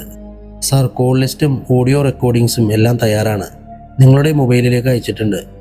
രാധാകൃഷ്ണൻ മൊബൈൽ നോക്കി. വരൂ രാജൻ. ശ്രീധർ, നിങ്ങളും വരൂ. 3 പേരും ചേർന്ന് എന്തെങ്കിലും തെളിവ് കിട്ടുമോ എന്ന് നോക്കാം. അവർ 3 പേരും ആ കോൾ ലിസ്റ്റ് പരിശോധിക്കാൻ തുടങ്ങി. ആദ്യത്തെ കോള് ഡോക്ടർ തൗഫീഖിൻ്റേതായിരുന്നു. മിക്കവാറും ആശുപത്രിയിലെ കാര്യങ്ങൾ, രോഗികളുടെ വിവരങ്ങൾ, ചില സമയങ്ങളിൽ വ്യക്തിപരമായ സംഭാഷണങ്ങൾ എന്നിവ അതിൽ ഉൾപ്പെട്ടിരുന്നു. പക്ഷേ അതിൽ വലിയ സൂചനകളൊന്നും ഉണ്ടായിരുന്നില്ല. ശ്രീധർ സിസ്റ്റർ ഷീലയുടെ ഓഡിയോ റെക്കോർഡ്സ് പരിശോധിച്ചുകൊണ്ടേയിരുന്നു. പെട്ടെന്ന് ശ്രീധർ വേഗത്തിൽ വന്നു. രാജൻ സാർ, ഈ ഓഡിയോ റെക്കോർഡൊന്ന് കേൾക്കൂ. ഇന്നലെ ഉച്ചയ്ക്ക് സിസ്റ്ററുടെ ഫോണിലേക്ക് വന്ന കോളാണ്. ആ ഓഡിയോയിൽ ഒരു പുരുഷ ശബ്ദം പതിഞ്ഞ ശബ്ദത്തിൽ കേട്ടു, പക്ഷേ വ്യക്തമായിരുന്നില്ല. സിസ്റ്റർ, നിങ്ങൾ ചെയ്തത്. ശബ്ദം വളരെ ഇടറിയതായിരുന്നു. ഒടുവിൽ നിങ്ങളോട് സംസാരിക്കണം, ഒന്ന് വരൂ എന്ന് പറഞ്ഞ് അവസാനിപ്പിച്ചു. ശബ്ദം പെട്ടെന്ന് നിന്നു. ലൈൻ വിച്ഛേദിക്കപ്പെട്ടു. ഓഡിയോ കഴിഞ്ഞ ഉടൻ ശ്രീധർ, സിസ്റ്റർ ഷീലയ്ക്ക് വന്ന ആ കോള് ആരുടേതാണ്, എന്താണെന്ന് കണ്ടുപിടിക്കൂ എന്ന് പറഞ്ഞുകൊണ്ടിരിക്കുമ്പോൾ രാജന്റെ കണ്ണുകളിൽ യാദൃച്ഛികമായി എതിർവശത്തുള്ള ഹോസ്റ്റൽ കെട്ടിടത്തിൽ പതിഞ്ഞു. അതിൽ വൈഷ്ണവിയുടെ മുറിയുടെ ജനൽ അടച്ചിരിക്കുന്നത് അദ്ദേഹം ശ്രദ്ധിച്ചു. രാജൻ ഇൻസ്പെക്ടറോട്, സാർ, നിങ്ങൾ സ്റ്റേഷനിലേക്ക് പോകൂ. കൊലയാളിയെ ഇന്ന് വൈകുന്നേരത്തിൻ്റെ ഉള്ളിൽ ഞാൻ കണ്ടെത്താം. അത് പറഞ്ഞുകൊണ്ട് രാജൻ വേഗത്തിൽ ശ്രീധരനെയും കൂട്ടി വൈഷ്ണവി ഹോസ്റ്റലിൽ ഉണ്ടെന്ന് ഉറപ്പുവരുത്തിയതിന് ശേഷം ഹോസ്റ്റലിലേക്ക് വേഗത്തിൽ പോയി. ഹോസ്റ്റൽ പരിസരത്ത് ആ ദിവസം ഉച്ചയ്ക്ക് പതിവിലും ശാന്തമായിരുന്നു. അവർ വൈഷ്ണവി താമസിക്കുന്ന മുറിയുടെ വാതിലിൽ മുട്ടി. ആരാണ് എന്നകത്ത് നിന്നും ശബ്ദം കേട്ടു. ഞാനാണ് രാജൻ, വാതിൽ തുറക്കൂ. വൈഷ്ണവി വാതിൽ തുറന്നു. മുഖത്ത് ചെറിയ ആശയക്കുഴപ്പം. സാർ, എന്തെങ്കിലും പ്രശ്നമുണ്ടോ? നിന്നോടൊരു പ്രധാനപ്പെട്ട കാര്യം സംസാരിക്കാനുണ്ട് എന്ന് പറഞ്ഞ രാജൻ ഒരു ക്ഷണവുമില്ലാതെ മുറിക്കുള്ളിലേക്ക് പ്രവേശിച്ചു. ശ്രീധറും പിന്നാലെ പോയി. അകത്ത് കയറിയോടൻ അവർ ചോദിച്ചു, നീ ആ ജനൽ വഴി എന്തെങ്കിലും കണ്ടിട്ടുണ്ടോ? ഞാനൊന്നും കണ്ടിട്ടില്ലല്ലോ. നീ എന്താ കോളേജിൽ പോകാതിരുന്നേ? രാജൻ ചോദിച്ചു. ഇന്ന് എനിക്ക് തീരെ വയ്യ, അവൾ പറഞ്ഞു. ഉടനെ രാജൻ ചോദിച്ചു, ഞാൻ നിന്റെ ബാത്റൂം ഒന്ന് യൂസ് ചെയ്തോട്ടെ? അവൾ പറഞ്ഞു, ആ ചെയ്തോളൂ, കുഴപ്പമില്ല. രാജൻ ബാത്റൂമിൽ പോയി ഒരു 5 മിനിറ്റ് കഴിഞ്ഞ് തിരിച്ചു വന്നു. എന്നിട്ട് നേരെ വൈഷ്ണവിയോട് ചോദിച്ചു, പറയൂ വൈഷ്ണവി, നീ എന്തിനാണ് സിസ്റ്റർ ഷീലയെ കൊന്നത്? അത് കേട്ട വൈഷ്ണവി ഞെട്ടിപ്പോയി. ഇല്ല സാർ, ഞാൻ ഒരു കൊലയും ചെയ്തിട്ടില്ല, സത്യമാണ് ഞാൻ പറയുന്നത്. അത് കേട്ട രാജൻ പറഞ്ഞു, നീ കൊല ചെയ്ത സ്ഥലത്തുണ്ടായിരുന്നതിൻ്റെ തെളിവ് ഞങ്ങളുടെ കയ്യിലുണ്ട്. അത് കേട്ട വൈഷ്ണവി ഭയന്നുകൊണ്ട് പറഞ്ഞു, ഞാൻ ജനൽ തുറന്നു വച്ചിരുന്നത് എന്തെങ്കിലും പിശാചിനെയോ പ്രേതത്തെയോ കാണാൻ പറ്റുമോ എന്നറിയാനായിരുന്നു. അന്ന് ഞാൻ അങ്ങനെ നോക്കിയിരിക്കുമ്പോൾ സിസ്റ്റർ ഷീല മോർച്ചറിയുടെ പുറകിലേക്ക് പോകുന്നത് കണ്ടു. അവരുടെ പുറകെ ഒരാളും പോകുന്നുണ്ടായിരുന്നു. അത് കണ്ടു നിന്ന് എനിക്ക് വല്ലാത്തൊരു ഷോക്കായിരുന്നു. അത് കേട്ട ശ്രീധർ ഇടയ്ക്ക് കയറി. ഷോക്കായെന്നോ? എന്ത് ഷോക്ക്? പറ. സിസ്റ്റർ ഷീലയെ ഫോളോ ചെയ്തയാള് അന്ന് ഡോക്ടർ തൗഫീഖിനെയും ഫോളോ ചെയ്ത അതേ ആള് തന്നെയാണ്. രാജനും ശ്രീധറും വൈഷ്ണവിയെ തന്നെ നോക്കി. എന്നിട്ട് ചോദിച്ചു, അതിനുശേഷം എന്താ സംഭവിച്ചത്? പറയൂ. സിസ്റ്റർ ഷീലയെ ആരോ ഫോളോ ചെയ്യുന്നത് കണ്ട് എനിക്കെന്തോ പേടി തോന്നി. ഞാനത് നോക്കാൻ വേണ്ടി മോർച്ചറിയുടെ ഭാഗത്തേക്ക് ചെന്നു. അവിടെ ചെന്നപ്പോൾ ഞാൻ കണ്ടത് സിസ്റ്റർ ഷീല രക്തത്തിൽ കുളിച്ചു കിടക്കുന്നതാണ്. ഭയന്ന് വിറച്ച് ഞാൻ ഹോസ്റ്റലിലേക്ക് തിരിച്ചു ഓടി വന്നു, വൈഷ്ണവി പറഞ്ഞു. അത് കേട്ട രാജൻ ചോദിച്ചു, നിനക്ക് സിസ്റ്റർ ഷീലയെയും ഡോക്ടർ തൗഫീഖിനെയും എങ്ങനെ അറിയാം? ഉടൻ വൈഷ്ണവി പറഞ്ഞു, ഞാൻ 2 പേരെയും കണ്ടിട്ടുണ്ട്, പക്ഷെ അവരെ പരിചയമില്ലായിരുന്നു എനിക്ക്. ഇത്ര മാത്രമേ എനിക്ക് അറിയൂ, ഇതിൽ കൂടുതൽ ഒന്നും എനിക്കറിയില്ല, വൈഷ്ണവി പറഞ്ഞവസാനിപ്പിച്ചു. ശ്രീധർ ഉടനെ രാജനോട് ചോദിച്ചു, ഇവള് മോർച്ചറിയുടെ ഭാഗത്തേക്ക് പോയത് സാറിന് എങ്ങനെ മനസ്സിലായി? അത് കേട്ട് ചിരിച്ചുകൊണ്ട് രാജൻ പറഞ്ഞു, സിസ്റ്റർ ഷീല മരിച്ചു കിടന്ന സ്ഥലത്ത് ഒരു വലിയ ചെരുപ്പടയാളം കണ്ടിരുന്നു. അതും ഹീൽസുള്ള ഏതോ ഒരു ചെരുപ്പ്. കഴിഞ്ഞ രാത്രി മഴയുള്ളത് കൊണ്ട് ആ ഹീല് പതിച്ച പാട് നന്നായിട്ട് കാണാൻ പറ്റുമായിരുന്നു. എനിക്ക് അപ്പോൾ സംശയം തോന്നിയത് വൈഷ്ണവിയിലാണ്. ഞാൻ അവളുടെ ചെരുപ്പ് ശ്രദ്ധിച്ചിരുന്നു. അവിടെ പതിഞ്ഞ ചെരുപ്പിൻ്റെ അടയാളത്തിൻ്റെ അതേ ഹീൽസ്, പക്ഷെ അതിൽ ചെളിയൊന്നും ഉണ്ടായിരുന്നില്ല. അതുകൊണ്ടാണ് ഞാൻ ബാത്റൂമിൽ പോയി ചെക്ക് ചെയ്തത്. ഇവൾ ചെരുപ്പ് ബാത്റൂമിൽ വെച്ച് കഴുകിയിട്ടുണ്ട്, രാജൻ പറഞ്ഞു. അതെ സാർ, ഞാൻ എൻ്റെ ചെരുപ്പ് ബാത്റൂമിൽ വെച്ച് കഴുകിയിരുന്നു, വൈഷ്ണവിയും പറഞ്ഞു. ശരി വൈഷ്ണവി, അയാളെ കണ്ടാൽ നീ തിരിച്ചറിയുമോ? രാജൻ ചോദിച്ചു. അത് കേട്ട വൈഷ്ണവി പറഞ്ഞു, ദൂരത്തു നിന്നാണ് കണ്ടത്, എന്നാലും ഞാൻ ശ്രമിക്കാം. ഇനി ഒരു തവണ കൂടി കണ്ടാൽ മതി, ഉറപ്പായിട്ടും ഞാൻ കണ്ടുപിടിക്കും. അപ്പോഴാണ് രാജൻ്റെ ഫോൺ ഒന്ന് ബെല്ലടിച്ചത്. രാജൻ അത് നോക്കിയിട്ട് ശ്രീധറിനോട് പറഞ്ഞു, ശ്രീധർ, നമ്മൾ കൊല ചെയ്തവനെ കണ്ടുപിടിച്ചിരിക്കുന്നു. എന്താണ് സാർ പറയുന്നത്? ആരാണ് ചെയ്തത്? അത് മറ്റാരുമല്ല, മോർച്ചറിയിലെ വാച്ച്മാൻ സുധാകരൻ. 2 പേരും അവിടുന്ന് ഉടനെ സ്റ്റേഷനിലേക്ക് പുറപ്പെട്ടു. അവിടെ ചെന്ന ഉടനെ ഇൻസ്പെക്ടർ രാധാകൃഷ്ണനോട് രാജൻ ചോദിച്ചു, സാർ, വാച്ച്മാൻ സുധാകരൻ എവിടെ? അത് കേട്ടതും ഇൻസ്പെക്ടർ സുധാകരൻ്റെ മുഖത്ത് ഒരു ചിരി വിടർന്നു. സുധാകരൻ പറഞ്ഞു, എന്തായാലും കേസ് അവസാനിച്ചിരിക്കുന്നു രാജൻ. അല്ല, എന്താ പറ്റിയ സാർ? എന്താണ് അയാൾ കൊല ചെയ്യാനുള്ള കാരണം? രാജൻ ചോദിച്ചു. ഇൻസ്പെക്ടർ പറയാൻ തുടങ്ങി. 5 വർഷത്തിൽ 4 കൊലകൾ ചെയ്തിരിക്കുന്നു. ഡോക്ടർ തൗഫീഖും സിസ്റ്റർ ഷീലയും പിന്നെ വാച്ച്മാൻ സുധാകരനും. ഡോക്ടർ തൗഫീഖിൻ്റെ അടുത്ത് വന്ന 4 പേർക്കും കുറച്ചായി വിഷം നൽകി 3 മാസത്തിൻ്റെ ഉള്ളിൽ അവർ പോലും അറിയാതെ അവരെ കൊല ചെയ്യുകയായിരുന്നു. അതുകൂടാതെ ഇതൊരു സാധാരണ ഹാർട്ട് അറ്റാക്ക് ആണെന്ന് വരുത്തി തീർത്തു. അവരുടെ ഹൃദയങ്ങൾ പല സ്ഥലങ്ങളിലും ആരും അറിയാതെ ഒരുപാട് വിലക്ക് വിറ്റ് കാശും വാങ്ങി. ഇത് കേട്ട ശ്രീധർ ചോദിച്ചു, എന്താ സാർ, ഇത്രയും വലിയ ക്രൈം നടന്നിട്ടുണ്ടോ? അതെ, സുധാകർ ഇത്രയും കാര്യം നമ്മളോട് പറഞ്ഞിട്ടുണ്ട്. ഇനി ഡോക്ടർ തൗഫീഖിൻ്റെ ബാങ്ക് ബാലൻസ്, സിസ്റ്റർ ഷീലയുടെ പല രഹസ്യങ്ങളും ആഴത്തിൽ പോയി അന്വേഷിച്ചാലേ ഇനിയും പല കാര്യങ്ങളും പുറത്തു വരികയുള്ളൂ എന്ന് ഇൻസ്പെക്ടർ രാധാകൃഷ്ണൻ പറഞ്ഞു. ഇതെല്ലാം കേട്ട് രാജൻ ചോദിച്ചു, സാർ, ഈ സുധാകരൻ എന്തിനാണ് തൗഫീഖിനെയും സിസ്റ്റർ ഷീലയെയും കൊല ചെയ്തത്? അത് ചോദിച്ചിരുന്നു. അത് കേട്ട ഇൻസ്പെക്ടർ പറഞ്ഞു, അവന് കുറ്റബോധം, അതുകൊണ്ട് ചെയ്തതാണെന്ന്. രാജനാണെങ്കിൽ വീണ്ടും സംശയം. അല്ല സാർ, അപ്പോൾ ആദ്യ കൊലയിൽ ഡോക്ടർ തൗഫീഖിന്റെ ഫിംഗർ പ്രിന്റ് മാത്രമല്ലേ അവിടെ കിട്ടിയിട്ടുള്ളൂ? അവൻ ചെയ്തതാണെന്ന് സമ്മതിച്ചിരിക്കുന്നു.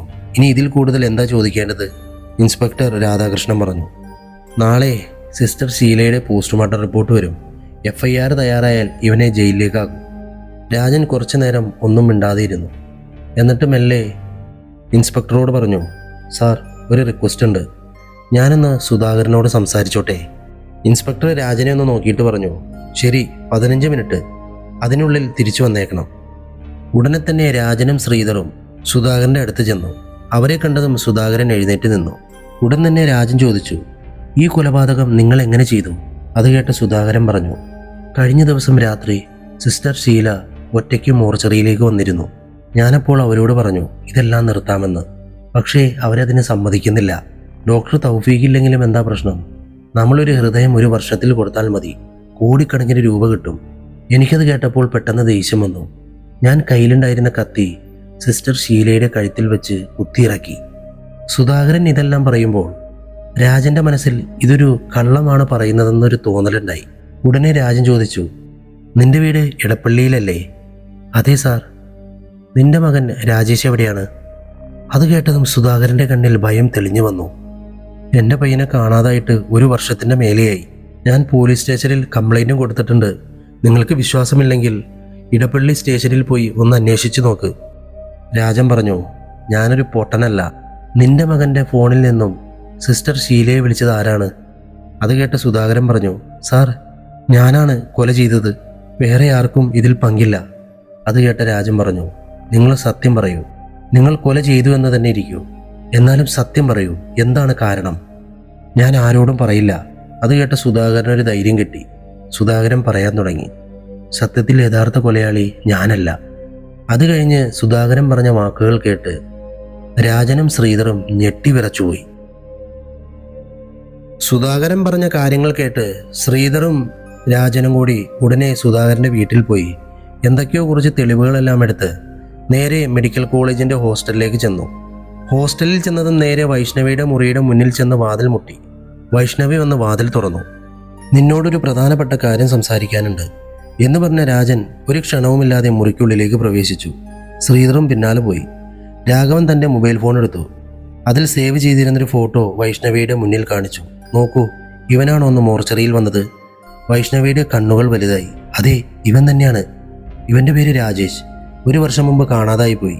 മോർച്ചറിയിലെ വാച്ച്മാൻ സുധാകരൻ്റെ മകനാണ് എന്ന് രാജൻ പറഞ്ഞു. ശ്രീധർ ഇടയ്ക്ക് കയറി, നിനക്കുറപ്പാണോ ഇവനെ തന്നെയാണോ കണ്ടത്? സാർ, ഞാൻ 2 തവണ കണ്ടിട്ടുണ്ട്. തീർച്ചയായും ഇവൻ തന്നെയാണ് എന്ന് വൈഷ്ണവി ഉറപ്പോടെ പറഞ്ഞു. ശരി, നിന്നോട് കുറച്ച് ചോദ്യങ്ങൾ ചോദിക്കാനുണ്ട്. അതിനു മുമ്പ് ഞാനൊരു കഥ പറയാം, അത് കേൾക്കൂ എന്ന് രാജൻ പറഞ്ഞു. മോർച്ചറിയിലെ വാച്ച്മാൻ സുധാകർ, ഡോക്ടർ തൗഫീഖ്, സിസ്റ്റർ ഷീല 3 പേരും ചേർന്ന് ചികിത്സ തേടി വന്ന ചിലരുടെ അടുത്ത് നല്ലവരെ പോലെ അഭിനയിച്ച് വിഷം കുത്തിവെച്ചിട്ടുണ്ട്. 3 മാസത്തിൻ്റെ ഉള്ളിൽ ആ രോഗികൾ മരിച്ചുപോയി. പിന്നീട് ആ മരണത്തെ സാധാരണ ഹൃദയാഘാതമാക്കി മാറ്റി കാണിച്ചിട്ടുണ്ട്. അവരുടെ ഹൃദയങ്ങൾ ഹൃദയമാറ്റം എന്ന പേരിൽ പല സ്ഥലങ്ങളിലും വിറ്റ് പണവും സമ്പാദിച്ചിട്ടുണ്ട്. വൈഷ്ണവിയുടെ വാ തുറന്നുപോയി. സാർ, ഡോക്ടർ തൗഫീഖ് ഇത് ചെയ്തോ? അതെ, ഇതുവരെ 4 പേരുടെ ഹൃദയം അവർ എടുത്തിട്ടുണ്ട്. ഇത് പോലീസ് സ്ഥിരീകരിച്ചിട്ടുമുണ്ട്. ഞാൻ സുധാകരനോട് കുറച്ച് കാര്യങ്ങൾ ചോദിച്ചിരുന്നു. അദ്ദേഹം പറഞ്ഞ കാര്യം എന്നെ ഞെട്ടിച്ചു. ഉടൻ തന്നെ നിന്നെയാണ് എനിക്ക് ഓർമ്മ വന്നത്. കാരണം നീയാണല്ലോ ആ കൊലയാളിയെ കണ്ടിട്ടുള്ളത്. അദ്ദേഹം എന്താ പറഞ്ഞതെന്നറിയാമോ? ഈ 2 കൊലപാതകങ്ങളും ചെയ്തത് രാജേഷാണെന്ന് എന്ന് രാജൻ പറഞ്ഞു നിർത്തി. സാർ, ഞാനും അതാണ് പറയുന്നത് സാർ. ഈ കൊലപാതകം ചെയ്തത് ഇവൻ തന്നെയായിരിക്കും. ഇവനെയാണ് ഞാൻ കണ്ടത് എന്ന് ചെറിയ ഭയത്തോടെ വൈഷ്ണവി പറഞ്ഞു. പക്ഷേ മറ്റൊരു കാര്യമുണ്ട് വൈഷ്ണവി. രാജൻ അല്പം സമയമെടുത്തു. അന്ന് രാത്രി മോർച്ചറിയിലേക്ക് സിസ്റ്റർ ഷീല വന്നപ്പോൾ സുധാകറും മോർച്ചറിയുടെ പിന്നിൽ പോയി നോക്കിയിട്ടുണ്ട്. അപ്പോൾ സിസ്റ്റർ ഷീല രക്തത്തിൽ കുളിച്ച് താഴെ കിടന്നിരുന്നു. അവളുടെ അടുത്തായി രാജേഷ് നിൽക്കുന്നുണ്ടായിരുന്നു. മകനെ കണ്ട സന്തോഷത്തിൽ അദ്ദേഹത്തിന് എന്ത് ചെയ്യണമെന്ന് അറിയില്ലായിരുന്നു. രാജേഷ് അവൻ്റെ കൈ നീട്ടി കാണിച്ചിട്ടുണ്ട്. അവൻ്റെ കയ്യിൽ സൂചി വെച്ചതിൻ്റെ അടയാളമുണ്ടായിരുന്നു. അത് ഡോക്ടർ തൗഫീഖും സിസ്റ്റർ ഷീലയും ചേർന്ന് കൊല ചെയ്യാൻ ഉപയോഗിച്ച അതേ സൂചി. അത് രാജേഷിൻ്റെ കയ്യിൽ കണ്ട സുധാകരൻ ഞെട്ടിപ്പോയി. അവൻ അച്ഛ എന്ന് വിളിച്ചു കരഞ്ഞു. സുധാകരൻ്റെ അടുത്തേക്ക് വന്നു. അവൻ്റെ കൈ പിടിക്കാൻ ശ്രമിച്ചുകൊണ്ട് സുധാകരൻ, പക്ഷെ അവൻ്റെ കൈ പിടിക്കാൻ കഴിഞ്ഞില്ല. അതൊരു പുക പോലെയായിരുന്നു. അതുമാത്രമല്ല, കുറച്ചു നേരത്തിൻ്റെ ഉള്ളിൽ രാജേഷ് ഒരു പുകയായി മാറി അവിടെ നിന്നും പറന്നുപോയെന്നും അദ്ദേഹം പറഞ്ഞു. വൈഷ്ണവിയുടെ ശ്വാസം വേഗത്തിലായി. അപ്പോൾ അത് പ്രേതമായിരുന്നോ? അവൾ ചോദിച്ചു. ഞാനും ഇതേ ചോദ്യം തന്നെയാണ് സുധാകരനോട് ചോദിച്ചത്. ഈ സംഭവം നടന്നതിന് ശേഷം അദ്ദേഹം വീട്ടിൽ പോയി തൻ്റെ മകൻ്റെ സാധനങ്ങളെല്ലാം പരിശോധിച്ചു നോക്കി. അതിൽ കുറച്ച് ഗുളികകളുണ്ടായിരുന്നു. ആ ഗുളികകളെല്ലാം തൗഫീഖ് ചികിത്സയ്ക്ക് കൊടുത്ത ഗുളികകളാണ്. തൻ്റെ മകൻ്റെ രക്തം വളരെ അപൂർവമായ രക്തമാണ്. അതുകൊണ്ട് കോടിക്കണക്കിന് രൂപയ്ക്ക് അവൻ്റെ ഹൃദയം വിറ്റഴിക്കാൻ കഴിയുമെന്ന് പറയുന്നു. അതുകൊണ്ടാണ് ഡോക്ടർ തൗഫീഖും സിസ്റ്ററും ചേർന്ന് അവനെ കൊന്നിരിക്കുന്നത്, അദ്ദേഹം പറഞ്ഞു. രാജൻ പറഞ്ഞ അവസാന വാക്കുകൾ വൈഷ്ണവിയുടെ ഉള്ളത്തിൽ ഒരു കൊടുങ്കാറ്റുണ്ടാക്കി. അവളുടെ കണ്ണുകൾ പതുക്കെ മുറിയുടെ ഒരു കോണിലേക്ക് നോക്കി. ആ മൂലയിൽ ഒരു നിഴൽ പോലെ എന്തോ ഒന്ന് നീങ്ങുന്നത് പോലെ അവൾക്ക് തോന്നി. പെട്ടെന്ന് രാജൻ തിരിഞ്ഞു നോക്കി. നീ പ്രേതങ്ങളോടൊക്കെ സംസാരിക്കാൻ ശ്രമിക്കുന്നയാളല്ലേ എന്ന് ഞാൻ കേട്ടിട്ടുണ്ട്. ആ നിമിഷം വൈഷ്ണവിയുടെ മുഖത്ത് ഒരു ഞെട്ടലുണ്ടായി. അവളുടെ കണ്ണുകൾ നിശ്ചലമായി നിന്നു. കാറ്റിൽ പരന്നൊരു നിശബ്ദത ആ മുറിയിൽ ഒരു നിഗൂഢതയുണ്ടാക്കി. രാജൻ സാർ, ഞാനൊരു കാര്യം പറയാം, എന്നെ തെറ്റിദ്ധരിക്കരുത് എന്ന് വൈഷ്ണവി പറഞ്ഞു. ഈ മുറിയിൽ നമ്മൾ 3 പേരല്ലാതെ 4മതൊരാൾ കൂടിയുണ്ട്. ഇത് കേട്ടപ്പോൾ ശ്രീധർ വിറച്ചുപോയി. എന്താണ് നീ പറയുന്നത് വൈഷ്ണവി? അതെ, എന്തോ ഒരു അമാനുഷിക ശക്തി ഈ മുറിയിലുണ്ട് എന്ന് വൈഷ്ണവി ഉറപ്പിച്ചു പറഞ്ഞു. വൈഷ്ണവി കസാരയുടെ അറ്റത്തേക്കിരുന്നു. അവളുടെ മുഖത്ത് തീരെ രക്തമില്ലാത്തതുപോലെ. ചുണ്ടുകൾ വിറച്ചുകൊണ്ടേയിരുന്നു. സാർ, എനിക്കൊരു ദുശീലമുണ്ട് എന്നവൾ തുടങ്ങി. ശബ്ദം പതിഞ്ഞതായിരുന്നു, പക്ഷെ അതിൽ പരിഭ്രമമുണ്ടായിരുന്നു. പ്രേതങ്ങൾ, പിശാചുക്കൾ, അമാനുഷിക ശക്തികൾ, ആത്മാക്കൾ എന്നിങ്ങനെ എല്ലാത്തിലും എനിക്ക് ചെറുപ്പത്തിൽ തന്നെ വിശ്വാസമുണ്ട്. എൻ്റെ മുത്തശ്ശി ഒരു ദിവസം എൻ്റെ കയ്യിൽ ഒരു പഴയ പുസ്തകം തന്നു. ആ പുസ്തകത്തിൽ പല മന്ത്രങ്ങളും ഉണ്ടായിരുന്നു. അത് വെച്ച് ആത്മാവിനെ വിളിക്കാമെന്ന് എൻ്റെ മുത്തശ്ശി പറഞ്ഞിട്ടുണ്ട്. ആ മന്ത്രങ്ങൾ ഞാൻ രഹസ്യമായി പഠിച്ചിട്ടുണ്ട്. വീട്ടിലെ മുറിയിൽ വെച്ചും ഈ മുറിയിൽ വെച്ചും അത് ഞാൻ ശ്രമിച്ചു നോക്കിയിട്ടുണ്ട്. പക്ഷെ ഒരിക്കലും ഒന്നും സംഭവിച്ചിട്ടില്ല. ഡോക്ടർ തൗഫീഖ് മരിച്ച ദിവസം കോളേജിൽ എനിക്ക് അനാട്ടമി ക്ലാസ് ഉണ്ടായിരുന്നു. ക്ലാസ്സിന് തലേ ദിവസം ഞാൻ യൂട്യൂബിൽ ഒരു വീഡിയോ കണ്ടു. അതിൽ ആത്മാവിനെ സാധാരണയായി വിളിച്ചാൽ വരില്ല, ആ ആത്മാവ് ഉണ്ടായിരുന്ന മൃതദേഹത്തിൽ നിന്നും എന്തെങ്കിലും ഒരു വസ്തു എടുത്ത് ഉപയോഗിച്ചാൽ തീർച്ചയായും വരുമെന്ന് പറഞ്ഞു. ശ്രീധരും രാജനും പരസ്പരം നോക്കി. നാളെ ക്ലാസ് ഉണ്ടെന്ന് ഞാൻ കരുതി. അടുത്ത ദിവസം ക്ലാസ്സിൽ പങ്കെടുത്തപ്പോൾ ആരും അറിയാതെ ഒരു മൃതദേഹത്തിൻ്റെ വായിൽ നിന്നും ഒരു പല്ലെടുത്ത് എൻ്റെ പോക്കറ്റിലേക്ക് ഇട്ടു. അവളുടെ ശബ്ദം പതുക്കെ നിഗൂഢമായി മാറി. ആ പല്ലെൻ്റെ മുറിയിൽ കൊണ്ടുവന്ന് സാത്താൻ്റെ ചിഹ്നങ്ങൾ വരച്ച് ആ ചിഹ്നങ്ങളുടെ നടുവിൽ ആ പല്ല് വെച്ച് മന്ത്രങ്ങൾ പറയാൻ തുടങ്ങി. ആദ്യത്തെ 2 വരി പറഞ്ഞപ്പോൾ ഒന്നും ഉണ്ടായില്ല. പക്ഷെ 3-ാമത്തെ വരി പറഞ്ഞപ്പോൾ എൻ്റെ മുറിക്കുള്ളിൽ എന്തോ ഒരു തണുപ്പ് പടർന്നു. എൻ്റെ പുറം മുഴുവനും മുള്ളുകൾ വെച്ച് കുത്തിയതുപോലെ കാറ്റടിച്ചു. ജനലിൻ്റെ വാതിൽ താനെ അടയാൻ തുടങ്ങി. ഞാൻ പേടിച്ചുപോയി. വൈഷ്ണവിയുടെ കണ്ണുകളിൽ അന്നത്തെ പോലെ അതേ ഭയം തിരിച്ചു വന്നിരിക്കുന്നു. പേടിച്ച് ഞാൻ മന്ത്രം പാതിയിൽ നിർത്തി. കുറച്ച് നിമിഷങ്ങൾ കഴിഞ്ഞതും ഞാൻ ജനലിലൂടെ പുറത്തേക്ക് നോക്കി.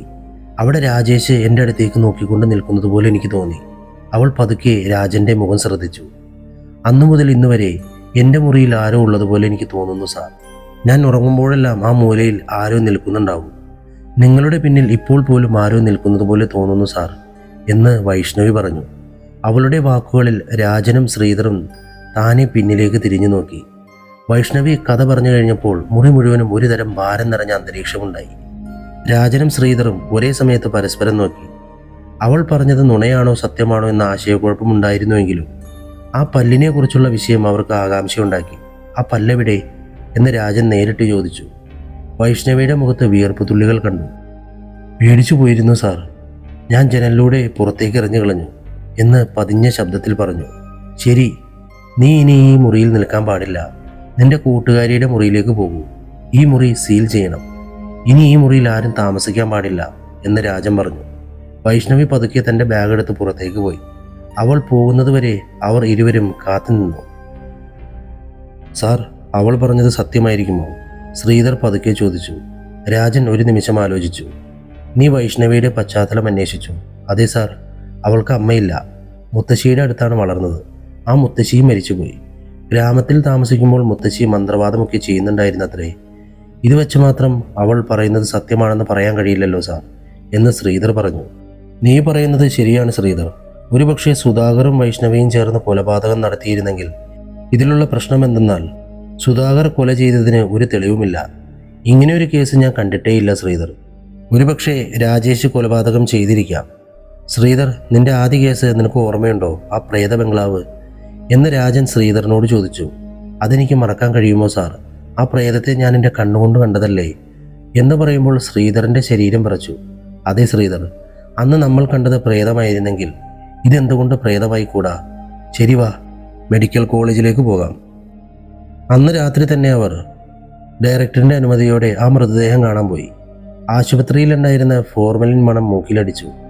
അവിടെ ഉണ്ടായിരുന്ന പ്യൂണ് സിഗരറ്റ് ആഞ്ഞു വലിച്ചുകൊണ്ട് പറഞ്ഞു, നിങ്ങൾ കാണാൻ വന്ന ശവം അതാണ്. ആ ബോഡി ഡോക്ടർ തൗഫീഖ് കൊണ്ടുവന്നതാണ്. അനാഥ മൃതദേഹമാണെന്ന് പറഞ്ഞു. പക്ഷെ ഒരു കാര്യം സാർ, ആ ഡെഡ് ബോഡിയിൽ ഹൃദയമില്ല. എന്തോ പ്രശ്നമുണ്ടായിരുന്നതുകൊണ്ട് ഹൃദയം എടുത്തു കളഞ്ഞെന്ന് പറഞ്ഞു. അതിനുശേഷം ബോഡി കെമിക്കലൊക്കെ ഇട്ട് നല്ല രീതിയിൽ സൂക്ഷിച്ചു വച്ചിരിക്കുന്നു. ഞങ്ങൾക്ക് ആ ബോഡി കാണാൻ പറ്റുമോ എന്ന് രാജൻ ചോദിച്ചപ്പോൾ പ്യൂൺ ഒരു താക്കോലെടുത്ത് ഇരുമ്പുവാതിൽ പതുക്കെ തുറന്നു. അകത്ത് വെള്ള തുണി കൊണ്ട് മൂടിയിരുന്ന ആ ശരീരത്തിൻ്റെ വായി ആരോ വലുതായി തുറന്നുപോലെ കീറിയിരുന്നു. മുഖത്ത് വികൃതമായ നിഗൂഢമായൊരു ചിരിയുണ്ടായിരുന്നു. സാർ, മുന്നിലെ ഒരു പല്ല് മാത്രം കാണാനില്ല, നോക്കൂ എന്ന് ശ്രീധർ പതുക്കെ പറഞ്ഞു. രാജൻ്റെ മനസ്സിൽ പെട്ടെന്നൊരു ഞെട്ടലുണ്ടായി. വൈഷ്ണവി പറഞ്ഞ പല്ല്. രാജൻ സാർ, ഈ ബോഡിയുടെയും സുധാകരൻ്റെ DNA പരിശോധിച്ച് നോക്കിയാലോ? തീർച്ചയായും പൊരുത്തപ്പെടും ശ്രീധർ. അതെ, ഉറപ്പായും പൊരുത്തപ്പെടും. ഈ കേസ് ഇവിടെ വെച്ച് അവസാനിപ്പിക്കാമെന്ന് ഞാൻ കരുതുന്നു. ഇനി ഇതിനെക്കുറിച്ച് കൂടുതൽ അന്വേഷിക്കണ്ട എന്ന് രാജൻ പറഞ്ഞു. സാർ, എന്തുകൊണ്ടാണ് നിങ്ങൾ ഇങ്ങനെ പറയുന്നത് എന്ന് ശ്രീധർ ചോദിച്ചു. മരിച്ചുപോയവർ നല്ലവരല്ല. മനുഷ്യൻ്റെ ശരീരം വെച്ച് ജീവിക്കുന്നവർ ജീവനില്ലാതിരിക്കുന്നതാണ് നല്ലത്. ഇപ്പോൾ നമുക്ക് ഇവിടുന്ന് പോകാം എന്ന് രാജൻ പറഞ്ഞു. രാജനും ശ്രീധരനും ആ മുറി വിട്ട് പുറത്തേക്ക് വന്നപ്പോൾ ആ മുറിയുടെ വാതിൽ പതുക്കെ അടഞ്ഞു. പ്യൂൺ ലൈറ്റുകൾ ഓഫ് ചെയ്തു. പക്ഷെ ആ വാതിലിൻ്റെ പിന്നിൽ ആ ശരീരത്തിൻ്റെ ചിരി നിഗൂഢമായി ആ മുറി മുഴുവനും പടർന്നു. കഥ എങ്ങനെ അവസാനിച്ചിരിക്കുന്നു? നിങ്ങൾക്ക് ഇഷ്ടപ്പെട്ടെന്ന് കരുതുന്നു. വീണ്ടും പുതിയ കഥയുമായി വരാം. Love you all, by.